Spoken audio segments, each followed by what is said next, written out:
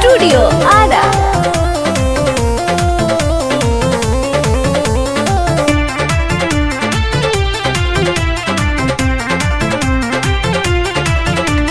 कबहू ना करता निसैया हमर कहल, रावण के दे देनी सोनावा के महल। कबहू ना करता निसैया हमर कहल, रावण के दे देनी सोनावा के महल।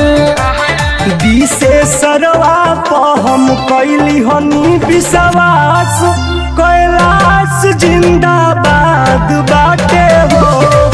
अब छोड़ी द गौरा लंकावा के आस, कैलाश जिंदाबाद बाटे हो। चुप रहे।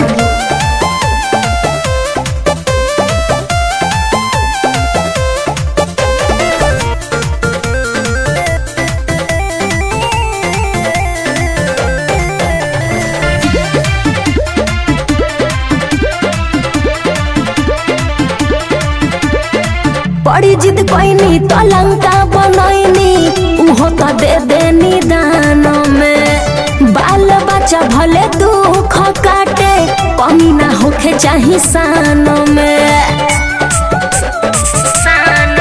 बत जाने ला जग गाँव टोला नु हो, तहर सोया हवे गौरा भोला नु हो। बरदानु में लोग मनु चाह मांगे, ई तो हमारे संगे ढेर होला नु हो।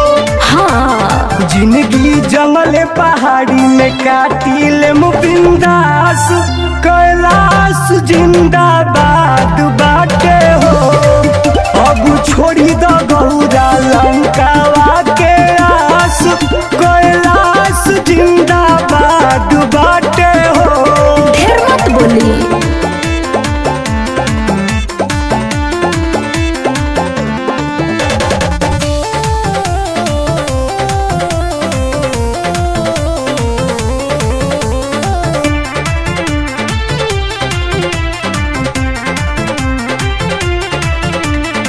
कहाँ लेके रहब सजनवा, कार्तिक गणेश ललनवा के।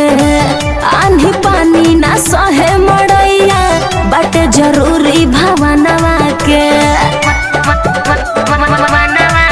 हमके भगता तो दिल में बसौले बाड़े, मंदिर गावे गावे में बनवले बाड़े। महादेवा के सेवा में कमी ना बा, सुनी टुन टुन नहिया लगवले बाड़े।